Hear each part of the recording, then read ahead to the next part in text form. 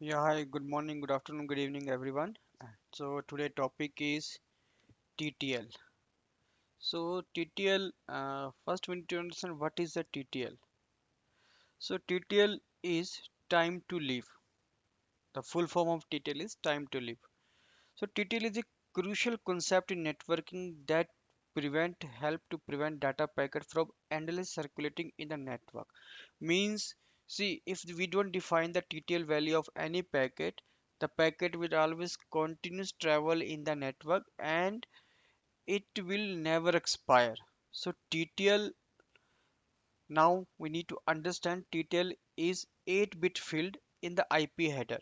So when you check the IP header, you find 8-bit field where they mention TTL. And the IP packet that define how long the packet should exist in the network before being discarded. It is measured in the hop, not in the second.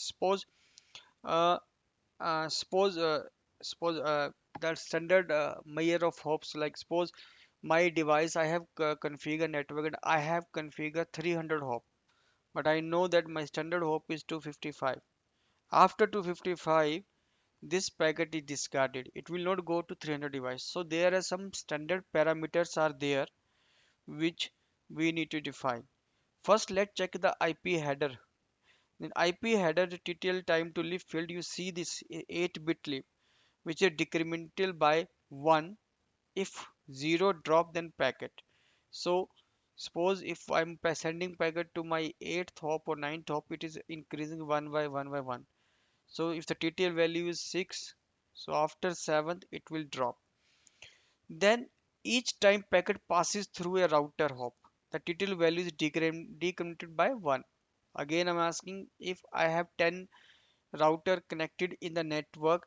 If I start from 1, at the 10th router my TTL value is decremented, and that it should be, if suppose my TTL value, total TTL value is 60, it will deduct by 1 by 1. So total 60 minus 10, 50 will be my decremental value. When the TTL reach to 0, suppose I have given the example 300 packets or 300 route, 300 next hops. So my TTL value is 255. After 255 router, it will become 0 and my packet is discarded. And you can say that ICMP time exceed message sent back to sender. If that hop is not reachable or something more than the router count which we consider, so you will get. Why we use this actually, what is the benefit of this? So it prevents the routing loop and keep the network clean for the stale or undeliverable packets.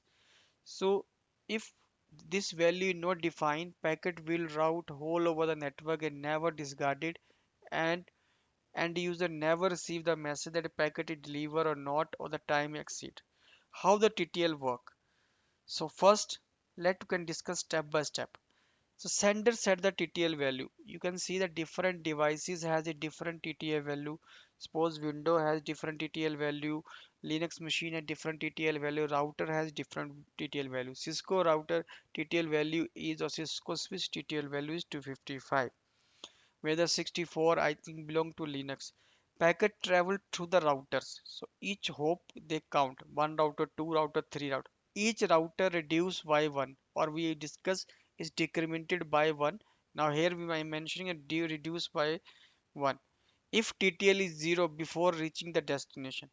If TTL value become the zero, suppose your hop is on 256 and my Cisco router is 255 TTL value, and it will come 0, packet is dropped, and sender receive the ICMP message which your time may exceed or you're not able to reach. So especially this an IP header, we can see that the 8-bit value is contributed by TTL. So that's it's only for TTL. I will make another video for that how the traceroute is work. Thank you for watching my video. Please subscribe. Thank you.